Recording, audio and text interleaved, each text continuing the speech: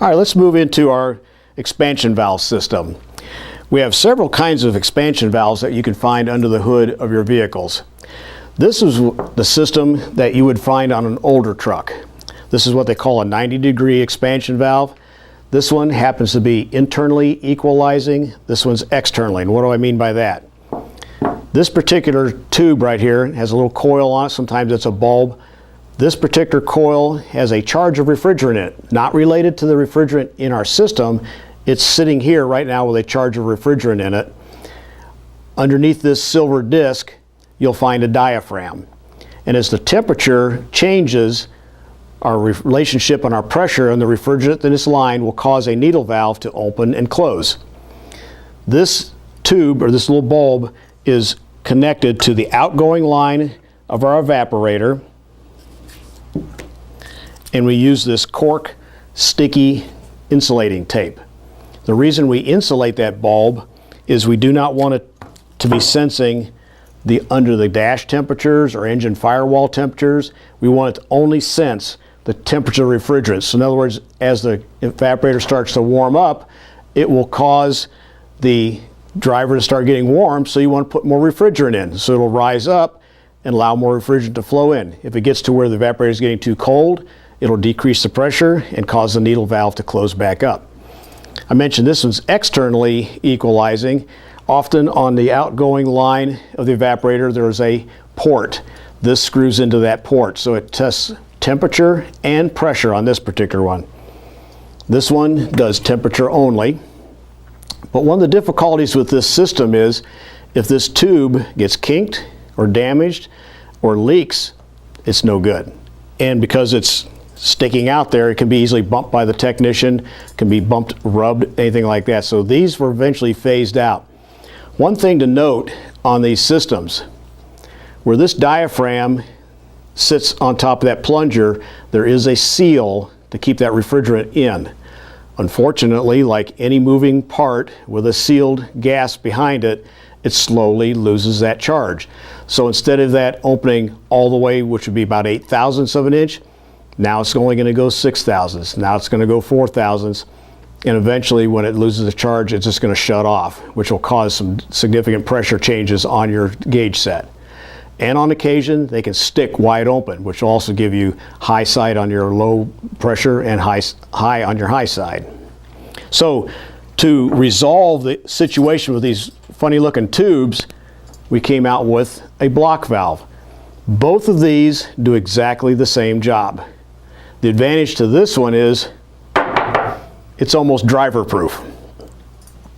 It's an aluminum block. Again, the refrigerant flows into the bottom. The sensor bulb is still here. We still have a charge on this, still have a needle valve moving up and down. The refrigerant that flows out of the evaporator is what determines whether this will open or close. One disadvantage of this aluminum block is this one is threaded on the inside. Where it screws to the evaporator, there's a steel nut. When you mix steel and aluminum together, you get electrolysis. They're two dissimilar metals. They don't like each other. They create a little electric current. And what ends up happening is that steel nut seizes on these threads over time. So very often, as the technician is trying to take that nut loose to replace this, he'll find out that, oh my gosh, he thought some gorilla put it together, and he'll start pulling and pulling, and eventually it'll break loose and it'll make a terrible noise as it's trying to unwind, and he'll pull the steel nut out, and all the threads that were inside of here are now on the outside of that steel nut.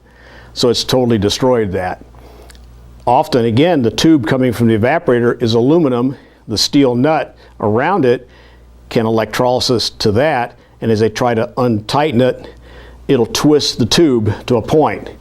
We do make an evaporator repair kit where if you've damaged that tube, you can take a tubing cutter, cut that off, and it's a compression fitting where you can get a new fitting for the end of that. Again, to remove the evaporator is one of the most difficult parts of a truck to remove. There's a product out there called silica dielectric gel. You can find it at most electrical shops. Most chemical companies sell it, but it's a dielectric. It does not allow that electric conductance between dissimilar metals. If you pull the nut back, put just a little dab on there, put a little dab on the threads. It doesn't take much. You can put that together. 5 years from now, it'll come right back apart. One other place to note where you have metal, steel on aluminum, some of the older style compressors have 2 ports that stick up from the back that are again aluminum, and the nut that screws onto it is steel. And that same dielectric effect can happen there, which will cause it to seize up. So again, you can put that dielectric gel on your compressor fittings and keep that from seizing. As we discussed with the block valve that has the threads in it, one of the cures that the industry has come out with is where now it is just a slide-on fitting. But make sure that anywhere where we use O-rings or sealing washers, that every time these are replaced. These are not reusable. Every time you open up something that has either O-rings on it or sealing rings, it needs to be replaced, because that would be a definite cause for a leak. While we're speaking about O-ring and sealing ring installation, one thing we want to also point out is when you reinstall O-rings or sealing washers, it's important to lubricate them. Now, we have lubrication in a spray form, or if you do not have the spray, some of the refrigerant oil will work fine, but make sure there's a light coating on each of these so that when the fittings come together, you're not rolling the O-ring or tearing it.